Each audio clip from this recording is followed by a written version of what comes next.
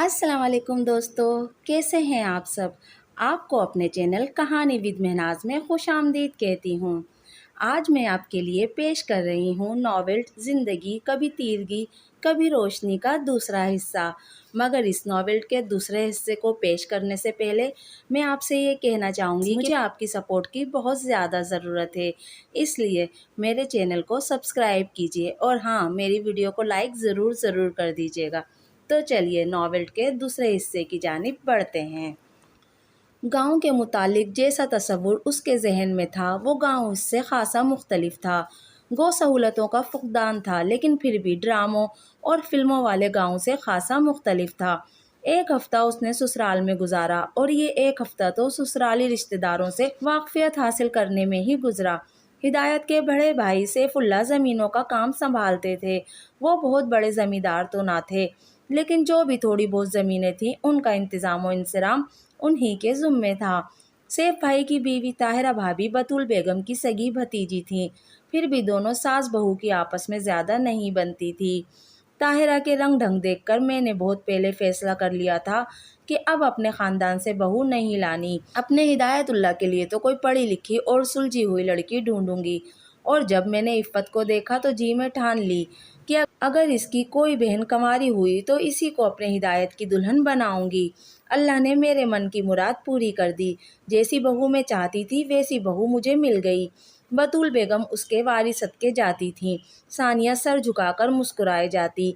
अभी तक तो ताहिरा भाभी का रवैया भी उसके साथ ठीक था, लेकिन उसे उनके मिजाज की तेज तर्रारी का कुछ अंदाज़ा होने लगा था। हिदायत से बड़ी शाहिदा बाजी थीं। वो करीबी कस्बे में ब्याही थीं। उनके 3 बच्चे थे। सीधी सादी हंसमुख खातून थीं। अभी तक तो घर में रौनक उनके बच्चों और ख़ुद उनकी वजह से ही थी। हिदायत से छोटे 2 बहन भाई थे, सआदतुल्लाह और फातिमा। फातिमा प्राइवेट बीए कर रही थी और सआदतुल्लाह अभी मैट्रिक का स्टूडेंट था। हिदायत हर गुजरते दिन के साथ उसे पहले से ज़्यादा अच्छा लगने लगा था। गांव में एक हफ्ता गुजारकर वो सास की दुआएं लेकर हिदायत के साथ शहर आ गई। अब उसे अपना घर सेट करना था। मेरी दिली ख्वाहिश थी कि मैं जहेज़ ना लेकर रस्म शिकन लोगों की इस फहरिस्त में अपना नाम दर्ज करवाऊं, लेकिन फिर अंदाज़ा हुआ कि शायद बहुत से लोग मेरी तरह के ही ख्यालात रखने के बावजूद माशरती दबाव के आगे मजबूर हो जाते होंगे। वो बर्तनों के डब्बों की पैकिंग खोलते हुए सानिया से मुखातिब हुआ। सानिया, जो अलमारी में बर्तन सेट करने का आगाज़ कर चुकी थी, शोहर की बात सुनकर ठिठक गई। एक लम्हे को दिल भी ज़ोर से धड़का। क्या अब वो माहिन बच्चों की बात दोहराकर खफगी का इजहार करेगा? लेकिन उसने मज़ीद कुछ ना कहा था। मैं तो खुद इन रस्मों के ख़िलाफ़ हूँ, लेकिन वही बात कि ना चाहते हुए भी इन रसूम और रिवाज की पैरवी करनी पड़ जाती है। सानिया धीमे लहजे में बोली, चलो अगर तुम भी मेरी हम ख्याल हो तो फिर हम अपने बच्चों की शादियों के वक्त हर तरह की फजूल रस्मों का खात्मा करेंगे। हिदायत के कहने पर सानिया ने बहुत मुश्किलों से अपनी हंसी जब्त की। साहब की अपनी शादी को जुम्मा जुम्मा 8 दिन नहीं हुए थे और प्लानिंग कर रहे थे अपने होने वाले बच्चों की शादियों की। हिदायत उसके चेहरे के तासुरात भांप कर खुद भी हंस पड़ा। दिल ही दिल में मेरा मजाक उड़ा रही हो? दिल की बात अगर जुबान पर ले भी आओ तो मैं बुरा नहीं मानूंगा, वो मुस्कुराकर मुखातिब हुआ। सानिया उसके इस कदर दुरुस्त अंदाजे पर हैरान रह गई थी। वो ये हैरत भी भांप गया, मगर कुछ कहे बगैर सिर्फ हंस पड़ा। शोएब भाई भाभी के साथ उसे लेने आए थे। वो उनके साथ चंद दिनों के लिए मैके आ गई। रात तक जोया भी पहुंच गई थी। घर में रौनक लग गई थी। सानिया को अम्मी की फिक्र रहती थी। उनकी शादी के बाद अम्मी पर कामों का बोझ बहुत बढ़ गया था और अब जब दोनों बेटियां शादी के बाद पहली बार रहने के लिए मैके आई थी तो अम्मी का बस न चलता था कि वह उनके सारे मनपसंद पकवान पका पका कर उन्हें खिलाती रहें। ओफ़ो अम्मी, क्यों इतना काम बढ़ाती हैं? सादा से दाल चावल बना लेती, साथ सलाद अचार हो जाता काफ़ी था। ये जोया थी जो माँ को कोफ्ता कड़ी की तैयारी करते देखकर बोली थी, हालांकि ये उसी की फेवरेट डिश थी। दाल चावल का दिल कर रहा है तो वो शाम को बना लूँगी। अम्मी ने बेटी को प्यार से देखा। ओह माँ, you are so sweet. Zoya ने मुस्कुराकर उनका गाल चूमा। इतने में उसका सेल फोन बजा तो वो झट कमरे में घुस गई। सानिया मुस्कुराकर कमरे से बाहर आ गई। जोया जब से आई थी फ़ोन मुस्तकिल उसके हाथ में था।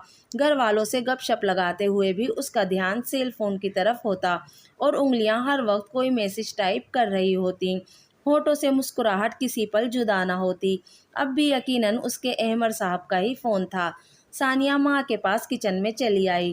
کھانا آج میں بناؤں گی امی، آپ جا کر ریسٹ کریں۔ اس نے پیار سے ماں کے شانے تھامے۔ پاگل ہوئی ہو، کھانا میں خود بناؤں گی، باہر جا کر دادی کے پاس بیٹھو۔ امی نے اسے پیار بھرے انداز میں گھرکا تھا، لیکن اس نے ان کی ایک نہ سنی تھی اور انہیں کچن سے باہر بھیج کر ہی دم لیا۔ جب کھانا پکنے کے اختتامی مراحل میں داخل تھا تب زویا کچن میں آئی۔ ہائے اللہ ثانی، تم اکیلی لگی ہوئی ہو؟ میں کیا کروں، میری تو جان احمر ہی نہیں چھوڑ رہے۔ پہلے تو اتنی دیر میسیجنگ پر لگے رہے، پھر کال ملائی کہ آواز سنے بغیر مزہ نہیں آ رہا، زویا کھنکتے ہوئے لہجے میں بولی تھی۔ ثانیہ مسکرا دی۔ دل میں خیال بھی آیا کہ ہدایت تو احمر کی طرح کا دیوانہ پن نہیں دکھا رہے تھے۔ ایک صبح بخیر کا میسج صبح سویرے، شب بخیر کا رات کو، اور دن میں حال احوال پوچھنے کے لیے مختصر سی کال، اور دوسری طرف زویا اور احمر تھے جو مستقل ایک دوسرے سے رابطے میں تھے۔ زویا کو مسلسل سیل فون کے ساتھ مصروف دیکھ کر دادی کو بھی جلال چڑھ گیا۔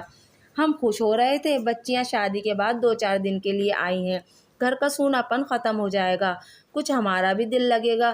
لیکن یہ زویا تو اس منہ موبائل کا پیچھا ہی نہیں چھوڑ رہی، باپ بھائیوں کا بھی لحاظ نہیں، ہر وقت کھٹ کھٹ میسج ٹائپ کرتی رہے گی، ساتھ ساتھ مسکرائے جائے گی۔ کوئی عقل کا اندھا بھی جان لے گا کہ کس کو میسج کر رہی ہے۔ دادی زویا پر خفا ہوئی تھیں۔ ہائے اللہ دادی، احمر سے ہی تو بات کرتی ہوں، شوہر ہیں وہ میرے، کسی انجان اجنبی سے تھوڑی بات کرتی ہوں۔ زویا دادی کا اعتراض سن کر جی بھر کر حیران ہوئی۔ شوہر کہیں بھاگا نہیں جا رہا، 4 دن بعد تم نے اس کے پاس ہی جانا ہے، پھر یہ چھچوراپن دکھانے کی کیا ضرورت ہے؟ دادی نے اسے مزید لتاڑا۔ ثانیہ اور زین نے ایک دوسرے کو دیکھ کر بہت مشکل سے ہنسی ضبط کی۔ ایک ہمارا وقت تھا، تمہارے دادا کی جب پشاور پوسٹنگ تھی تو ہر 10 دن بعد اپنی اماں کے نام خط لکھتے۔ ہماری نئی نئی شادی تھی، پھر بھی کبھی الگ سے میرے نام خط نہیں لکھا، بس اپنی اماں کو لکھے خط کے آخر میں کہہ دیتے، سب گھر والوں کو سلام، ہم اسی پر خوش ہو جاتے۔ دادی کو اپنا زمانہ یاد آیا۔ یہ تو دادا زیادتی کرتے تھے، گھر والوں کے ساتھ گھر والی کو بھی تو خصوصی سلام بھیجنا چاہیے تھا نا۔ زین نے شرارتی انداز میں دادی کو چھیڑا۔ سب ہنس پڑے، اور شکر ہے کہ دادی کے لبوں پر بھی مسکراہٹ پھیل گئی۔ زویا نے خود پر سے توجہ ہٹنے پر سکون کا سانس لیا۔ اتنے میں اس کا فون دوبارہ بج اٹھا۔ وہ قدرے سٹپٹائی، لیکن پھر فون اٹھا کر کمرے سے باہر ہی چلی گئی۔ دادی کے چہرے کے زاویے پھر بگڑے تھے اور ثانیہ اور زین کی ہنسی چھوٹ گئی تھی۔ وہ دونوں میکے میں ہفتہ بھر قیام کی غرض سے آئی تھیں، لیکن احمر تیسرے دن ہی زویا کو لے گیا۔ احمر کی بے تابیوں پر زویا مغرور اور مسرور تھی۔ ہدایت ثانیہ کو ہفتے بعد ہی لینے آیا تھا۔ ثانیہ کا دولہا بھی تو ہے، کتنا بردبار اور سمجھدار، ایک وہ احمر ہے، متانت نام کو نہیں۔ دادی کے منہ سے ہدایت کی تعریف سن کر ثانیہ مسکرا دی تھی، لیکن گھر آ کر اس نے ہدایت سے شکوہ ضرور کیا۔ احمر بھائی ہر پل ہر گھڑی زویا کو یاد کرتے تھے، آپ نے مجھے بالکل یاد نہیں کیا۔ ہدایت یہ شکوہ سن کر ہکا بکا رہ گیا تھا۔ تم مجھے کتنا یاد آئیں یہ بتانے کے لیے مجھے کیا کرنا چاہیے تھا؟ اس نے حیران ہوتے ہوئے پوچھا۔ زویا اور احمر بھائی تو سیل فون کے ذریعے مسلسل ایک دوسرے سے رابطے میں تھے، اس نے انڈائریکٹ جواب دیا تھا۔ تم اپنے گھر والوں کے ساتھ وقت گزارنے گئی تھی، میں نے صبر شکر کر کے یہ دن یہ سوچتے ہوئے گزارے کہ بالآخر تمہیں واپس تو میرے پاس ہی آنا ہے، بار بار تمہیں فون کر کے تنگ کرنے کا فائدہ۔ لیکن سچ کہتے ہیں لوگ، بیویوں کو سمجھنا آسان کام نہیں۔ وہ مسکرایا تھا، اور یوں مسکراتے ہوئے وہ کتنا پیارا لگتا تھا، ثانیہ جی میں ہی سوچ پائی تھی۔ ہر گزرتے دن کے ساتھ وہ ہدایت کی محبت میں گرفتار ہوتی جا رہی تھی، اور شاید وہ پیاری عادتوں والا شخص پیار کرنے کے ہی لائق تھا۔ وہ بہت دھیمے مزاج اور سلجھی ہوئی شخصیت کا مالک تھا۔ صبح اس کی آواز میں تلاوت قرآن پاک سن کر ثانیہ کی آنکھ کھلتی۔ وہ بہت خوبصورت تلاوت کرتا تھا، ثانیہ مسحور ہو کر اسے سنے جاتی۔ ہلکا پھلکا ناشتہ کر کے وہ کالج کی راہ لیتا۔ ثانیہ گھر کے کام نپٹاتی، ساتھ ہی بے تابی سے اس کی واپسی کا انتظار کرتی۔ وہ بوائز کالج میں فزکس کا لیکچرار تھا، 2:30-3 بجے تک اس کی واپسی ہو جاتی۔ اس وقت تک کھانا بھی تیار ہوتا اور ثانیہ بھی۔ وہ کھانے کی بھی تعریف کرتا اور ثانیہ کی بھی۔ تعریف کا انداز سادہ سا ہوتا، لیکن ثانیہ کا دل شاد ہو جاتا، اور اکثر وہ اسے محبت پاش نگاہوں سے دیکھتا تو رہتا، مگر منہ سے کچھ نہ بولتا۔ ثانیہ کو لگتا اس نے زیر لب کچھ پڑھا ہے۔ ایک دن وہ اس کے سر ہی ہو گئی۔ منہ ہی منہ میں کیا پڑھتے ہیں، مجھے بھی تو بتائیں۔ وہ مشکوک انداز میں دریافت کر رہی تھی۔ ہدایت نے پہلے تو بات ٹالنا چاہی، پھر اس کے اصرار پر مسکرا دیا۔ اللہ کا شکر ادا کرتا ہوں جس نے اتنی اچھی بیوی کا ساتھ نصیب کیا۔ اس کے کہنے پر ثانیہ چند لمحوں تک کچھ نہ بول پائی۔ یہ شکرانہ تو اس پر بھی واجب تھا۔ اسے شادی سے پہلے کے وہ دن یاد آئے جب وہ اس رشتے پر ناخوش رہتی تھی۔ اپنی دانست میں اپنے ماں باپ کی مرضی پر سر جھکا کر اس نے بہت بڑا کارنامہ سر انجام دیا تھا، لیکن یہ بھی سچ تھا کہ وہ اپنے نصیب سے شاکی تھی۔ اب احساس ہوا کہ وہ کتنی غلط تھی۔ اللہ نے اس کے نصیب میں اتنے بہترین بندے کا ساتھ لکھا تھا اور وہ انجانے میں ہی صحیح مگر اتنے بہت سے دن کفران نعمت کی مرتکب ٹھہری تھی۔ دل ہی دل میں بے ساختہ استغفار پڑھ کر اس نے بھی سچے دل سے اللہ کا شکر ادا کیا تھا۔ ہدایت میں کوئی ایک خوبی نہ تھی بلکہ وہ خوبیوں کا مجموعہ تھا۔ ثانیہ پر ہر گزرتے دن کے ساتھ اس کی کوئی نئی خوبی کھل کر سامنے آتی۔ شام کو اس کے پاس بہت سے اسٹوڈنٹس پڑھنے آتے تھے۔ پڑوس میں سے ایک خاتون اپنے بیٹے کو اس کے پاس ٹیوشن کے لیے لائیں تو انہوں نے ثانیہ سے ٹیوشن فیس دریافت کی۔ ثانیہ نے اس وقت تو لا علمی کا اظہار کر دیا مگر بعد میں ہدایت سے پوچھا۔ وہ لیکچر تیار کر رہا تھا۔ ثانیہ کا سوال سن کر ذرا کی ذرا نظر اٹھا کر اسے دیکھا۔ کیسی فیس یار؟ میں کوئی پراپر کوچنگ تھوڑی دیتا ہوں، نہ باقاعدگی سے ٹیسٹ وغیرہ لینے کا کوئی سسٹم ہے۔ یہ کوئی اکیڈمی نہیں ہے۔ بچے اپنا کانسیپٹ کلیئر کرنے کے لیے تھوڑی بہت دیر کے لیے آ جاتے ہیں، ڈسکشن والا ماحول ہوتا ہے اور بس۔ ہدایت اپنی جانب سے مفصل جواب دے کر پھر کاغذوں پر جھک گیا۔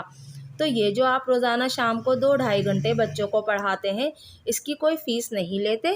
ثانیہ نے حیرت سے آنکھیں پاڑی۔ اس حیرت پر ہدایت قدرے خائف ہوا۔ علم تو بانٹنے والی چیز ہے یار، بچوں کو بلا معاوضہ پڑھا دیتا ہوں تو اس میں غلط کیا ہے؟ بیوی کی متوقع خفگی کے پیش نظر وہ دھیرے سے بولا تھا۔ آپ تو واقعی ماسٹر ہدایت اللہ جونیئر ہیں۔ ثانیہ مسکرائی۔ اس مسکراہٹ کو دیکھ کر ہدایت شانت ہو گیا۔ یہ ماسٹر ہدایت اللہ سینئر کون ہے بھلا؟ اس نے دلچسپی سے پوچھا۔ میں کہوں گی انیزہ سید والے ماسٹر ہدایت اللہ، تو آپ پوچھیں گے کہ یہ انیزہ سید کون ہے بھلا؟ ثانیہ مسکرا کر بولی۔ میں نہیں پوچھوں گا، ہوگی تمہاری کوئی سہیلی وغیرہ۔ ہدایت کے کہنے پر ثانیہ ہنسی اور ہنستی ہی چلی گئی۔ ماہین بچوں نے عاقب بھائی کے پروموشن کی خوشی میں سب خاندان والوں کو دعوت پر بلایا تھا۔ ثانیہ کو بھی فون پر مدعو کیا۔ ثانیہ بڑی بہن کے بلاوے پر شش و پنج کا شکار ہو گئی۔ ہم ضرور آتے آپی، سب گھر والے اکٹھے ہوں گے۔ میرا تو خود اس گیدرنگ کو مس کرنے کا جی نہیں چاہ رہا، لیکن اس ویکینڈ پر ہمیں گاؤں جانا ہے۔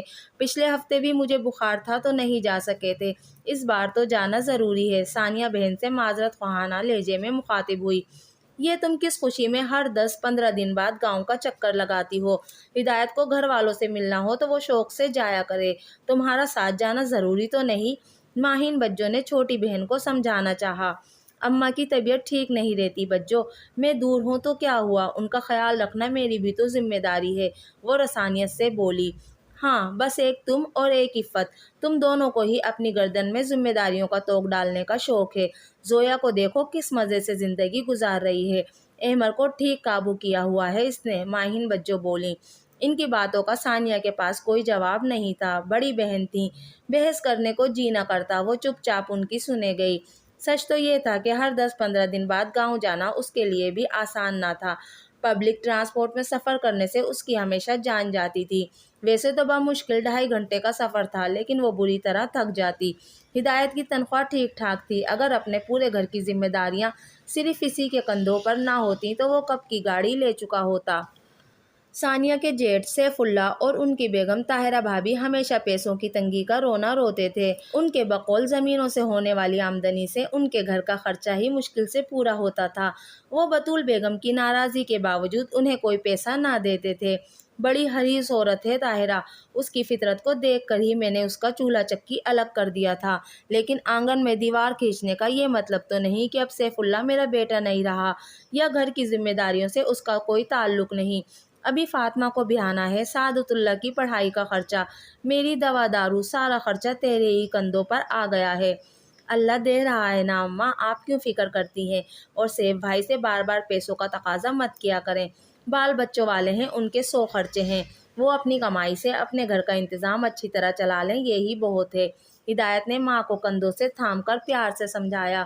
تو میری کسی نیکی کا صلہ ہے ہدایت اللہ، بطول بیگم کی آنکھوں میں آنسو آ گئے، اور میں سیف اللہ سے بار بار پیسوں کا تقاضا نہیں کرتی، لیکن اس کے ذہن میں یہ بات تو رہنی چاہیے نا کہ جن زمینوں کا وہ بلا شرکت غیر مالک بن بیٹھا ہے اس میں تم تینوں کا بھی حصہ ہے۔ اور پھر میرے بچے، بے شک تیری بیوی بہت بھلی عورت ہے، لیکن کل کو تم 2 سے 3 ہو جاؤ گے، کچھ بچت تمہارے اپنے ہاتھ میں بھی تو ہونی چاہیے۔ بطول بیگم کی بات پر ہدایت مسکرایا۔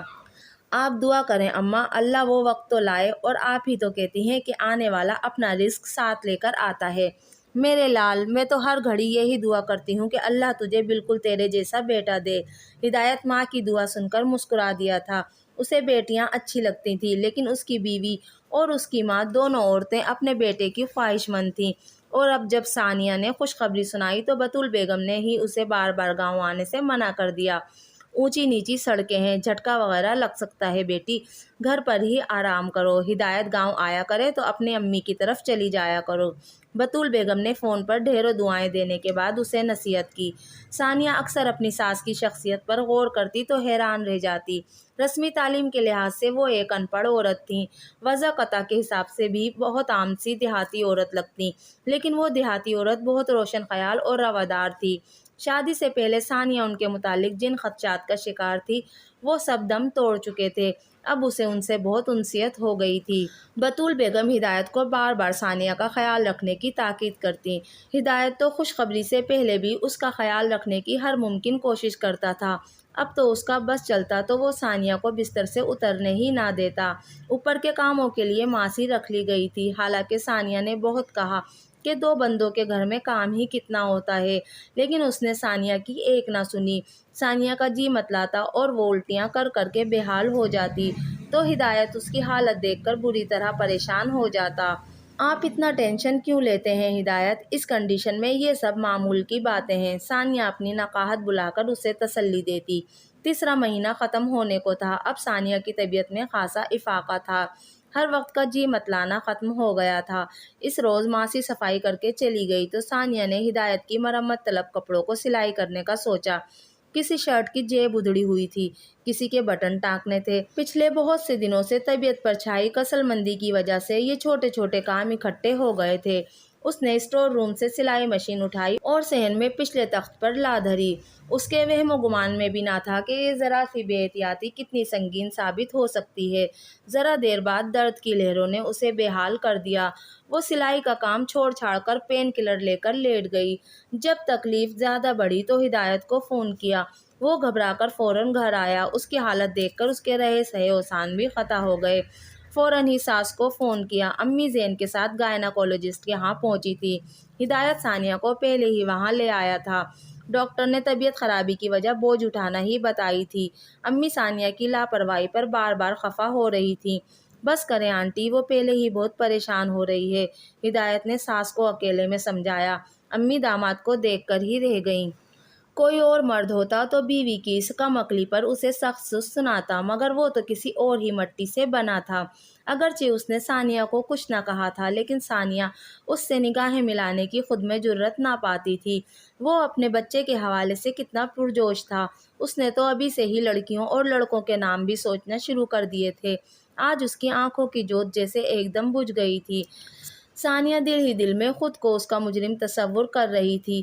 دوا میں غنودگی کی وجہ سے اس کی آنکھ لگ گئی، ورنہ شاید وہ آج کی رات سو نہ پاتی۔ آدھی رات کو آنکھ کھلی تو ہدایت مصلے پر بیٹھا تھا، آنکھیں بند تھیں اور پلکیں بھیگی ہوئی تھیں۔ ثانیہ کا جی کٹ کر رہ گیا۔ اس نے اپنے اوپر سے لحاف ہٹایا۔ چوڑیوں کی آواز پر ہدایت نے آنکھیں کھولیں۔ ثانیہ کو جاگتا پا کر لپک کر اس کے پاس آیا۔ کچھ چاہیے ثانی؟ اس نے نرمی سے پوچھا۔ ثانیہ نے نفی میں گردن ہلا دی۔ اس کی اپنی آنکھیں بھی آنسوؤں سے لبریز ہو گئی تھیں۔ کیا ہوا؟ کہیں درد ہو رہا ہے؟ آنٹی کو یا عفت عپیہ کو بلاؤں؟ اس نے گھبرا کر پوچھا۔ امی اور عفت عپیہ آج رات یہیں رکی تھیں۔ آئی ایم سوری ہدایت، میری وجہ سے یہ سب ہوا۔ وہ سسک پڑی۔ پاگل ہوئی ہو ثانیہ، جو چیز ہمارے نصیب میں تھی ہی نہیں وہ کیسے مل سکتی تھی؟ اس نے بیوی کے آنسو پوچھتے ہوئے سمجھایا۔ آپ آدھی رات کو جائے نماز پر بیٹھ کر آنسو بہا سکتے ہیں، لیکن میرے سامنے اپنے غم کا اظہار نہیں کر سکتے، وہ شاکی انداز میں بولی۔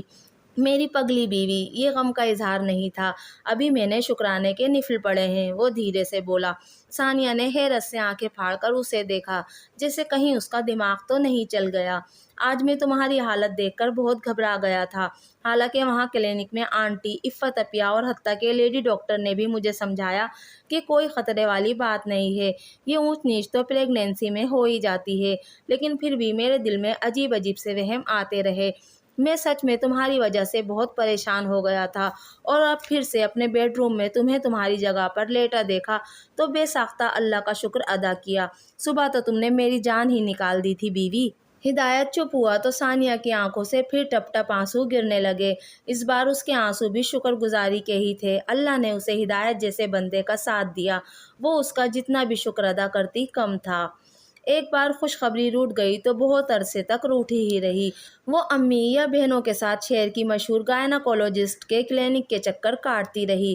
ہر ڈاکٹر کا یہی جواب ہوتا کہ کوئی طبی پیچیدگی نہیں ہے اور یہ دیر قدرت کی طرف سے ہے۔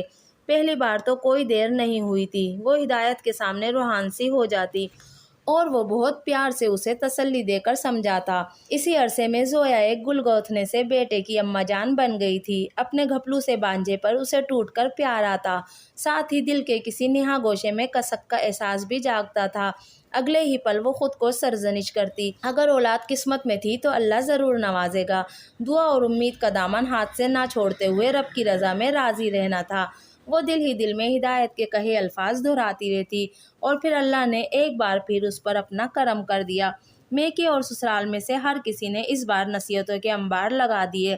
بطول بیگم کی طبیعت اب کچھ زیادہ ہی خراب رہنے لگی تھی، وہ خود ثانیہ کے پاس آ کر نہیں رہ سکتی تھی۔ انہوں نے اپنی سب سے بڑی بیٹی شاہدہ کو 8واں مہینہ لگتے ہی شہر بھیج دیا تھا۔ ثانیہ ساس کی محبت کے لحاظ میں مارے مروت کے کچھ نہ کہہ سکی، ورنہ سچ تو یہ تھا کہ شاہدہ باجی کے آنے سے اسے سہولت ملنے کے بجائے خاصی دقت پیش آ رہی تھی۔ شاہدہ باجی ہدایت کی سب سے بڑی بہن تھی، کم عمری میں ہی قریبی گاؤں میں اپنے ماموں زاد سے بیاہی گئی تھی۔ کم عمری میں شادی، پھر اوپر تلے کے بچے۔ شاہدہ باجی کی شخصیت میں سلیقے کا فقدان ہونا کوئی ایسی حیرت انگیز بات نہ تھی۔ ویسے وہ ایک ہنسمکھ عورت تھیں، لیکن ان کی شخصیت کا بے ڈھنگا پن سامنے والے کو کوفت میں مبتلا کر دیتا تھا۔ بچے بھی بلا کے شرارتی تھے۔ ثانیہ کو آخری مہینوں میں جس سکون کی ضرورت تھی، شاہدہ باجی کے آنے سے وہ سکون ملنا محال ہو گیا۔ تھوڑا سا وقت ہے ثانی، کسی طرح گزارا کر لو، میں جانتا ہوں تمہیں آج کل کتنی مشکل پیش آ رہی ہے، ہدایت تنہائی میں اسے سمجھاتا۔ ثانیہ مسکرا کر اس بات میں سر ہلا دیتی، پھر ننھی پری اس کی گود میں آئی تو جیسے ساری کلفتوں کا خاتمہ ہو گیا۔ ایمن نے رنگ روپ ماں کا چرایا تھا تو تیکھے نقوش باپ سے لیے تھے۔ وہ اتنی پیاری تھی کہ ہر کوئی بے ساختہ پیار کرنے پر مجبور ہو جاتا تھا۔ بطول بیگم کو پوتے کی خواہش تھی، لیکن اب وہ پوتی پر بھی خوب ہی جان چھڑکتی۔ ہدایت اور ثانیہ ہر 15 دن بعد ایمن کو ساتھ لے کر گاؤں کا رخ کرتے۔ ہدایت کی چھوٹی بہن فاطمہ کا مناسب رشتہ آیا تو بطول بیگم نے مزید دیر کیے بنا بیٹی کو ودا کر دیا۔ بیتے برسوں میں انہوں نے بچت کر کے بیٹی کے لیے بہت کچھ جوڑ رکھا تھا، باقی کا خرچہ ہدایت نے ہی اٹھایا۔ سیف اللہ اور اس کی بیوی نے بہن کو 2 بڑھیا جوڑے دے کر جیسے اپنی ذمہ داری ادا کر دی تھی۔ بطول بیگم میں بھی اب وہ دم خم نہ رہا تھا۔ بڑے بیٹے کو اس کی ذمہ داریوں پر لیکچر دینے کی بجائے انہوں نے چپ چاپ ان کا تحفہ وصول کر لیا۔ ہدایت کو وہ ہر پل دعائیں دیتی تھی۔ ہدایت بس مسکراتے ہوئے بوڑھی ماں کے شانے دباتا رہتا۔ کبھی اکیلے میں وہ ثانیہ سے اعتراف کرتا، اگر تمہاری جگہ کوئی اور عورت ہوتی تو شاید میں اپنے گھر والوں کے لیے اتنا کچھ نہ کر پاتا۔ تم بہت اچھی ہو ثانی، عام عورتوں سے بہت مختلف۔ شوہر کی بات سن کر ثانیہ مسکرا دیتی۔ پہلی بات تو یہ ہے ماسٹر ہدایت اللہ صاحب کہ بے شک میں ایک بچی کی ماں بن چکی، لیکن ابھی تک میں خود کو لڑکی ہی تصور کرتی ہوں، اور آپ کس دھڑلے سے مجھے عورت عورت کہہ کر مخاطب کر رہے ہیں؟ اس نے مصنوعی خفگی سے اسے گھورا۔ اچھا، اور دوسری بات؟ ہدایت مسکرایا، گویا پہلی بات سنی انسنی کر دی ہو۔ اور دوسری بات یہ کہ شاید میں بھی اندر سے وہی روایتی عورت ہوں، شوہر کی ہر چیز پر صرف اور صرف اپنا حق سمجھنے والی۔ سچ تو یہ ہے ہدایت کہ جب آپ نے فاطمہ کی شادی پر لاکھوں روپے لگائے تو میں دل ہی دل میں بہت جزبوز ہوئی۔ یہ ہماری کئی سالوں کی بچت تھی۔ میرے ذہن میں اس بچت کا مصرف صرف یہ تھا کہ ہم اچھی سی رہائشی کالونی میں کسی چھوٹے موٹے پلاٹ کا ایڈوانس دے دیں۔ وہ بول رہی تھی اور ہدایت خاموشی سے اسے سن رہا تھا۔ ایک تو میں آپ سے اپنے دل کی بات بھی نہیں چھپا سکتی، اچھی بھلی آپ کے اوپر میری عظمت کی دھاک بیٹھ رہی ہوتی ہے اور میں خود ہی غبارے میں سے ہوا نکال دیتی ہوں۔ اس نے منہ بنایا۔ کون سے غبارے میں سے؟ ہدایت نے مسکراہٹ ضبط کرتے ہوئے پوچھا۔ ظاہر ہے عظمت کے غبارے میں سے، وہ ذرا سا بدمزہ ہو کر بولی۔ اچھا بات تو مکمل کرو، دل کی ادھوری بات بتا کر ادھر ادھر کے قصے چھیڑ دیتی ہو۔ ہدایت بھی بیتے برسوں میں اسے خوب جان چکا تھا۔ بات کے ادھورے ہونے کا اسے 100% یقین تھا، سو بات مکمل کروانا چاہیے۔ بس پھر یہ کہ میرا دل ہماری بچت کے ٹھکانے لگنے پر بہت شور مچا رہا تھا، لیکن پھر ضمیر صاحب کی انٹری ہوئی۔ آپ صرف میرے شوہر ہی تو نہیں، اماں کے بیٹے اور فاطمہ کے بھائی بھی تو ہیں۔ میرے دباؤ ڈالنے پر اگر آپ اپنی ذمہ داریوں سے منہ موڑ لیتے تو تب بھی مجھے چین تو نہ آتا، نہ ضمیر صاحب ہر وقت لتاڑتے رہتے۔ ثانیہ نے گہری سانس اندر کھینچتے ہوئے سب کچھ کہہ سنایا۔ اپنے ضمیر صاحب کا میری طرف سے بھی شکریہ ادا کرو، اور ہاں شکر ہے غبارے میں سے بھی ہوا نہیں نکلی۔ وہ اتنی سنجیدگی سے بولا کہ ثانیہ اپنی چند سیکنڈ پہلے کہی بات بھی بھول گئی۔ عظمت کے غبارے میں سے یار؟ بیوی کی سوالیہ نگاہوں کے جواب میں وہ مزے سے بولا۔ ثانیہ نے پہلے تو اسے گھورا اور پھر کھلکھلا کر ہنس پڑی۔ ہدایت بھی طمانینت بھرے انداز میں مسکرا دیا۔ تو دوستو یہ تھا ناول زندگی کبھی تیرگی کبھی روشنی کا دوسرا حصہ۔ اس ناول کے باقی حصوں کا لنک آپ کو ڈسکرپشن باکس میں مل جائے گا۔ اگر آپ کو میری آج کی ویڈیو پسند آئی تو پلیز میرے چینل کو سبسکرائب کیجیے، میری ویڈیو کو لائک اور شیئر کیجیے۔ ملتے ہیں اگلی ویڈیو میں، تب تک کے لیے اللہ حافظ۔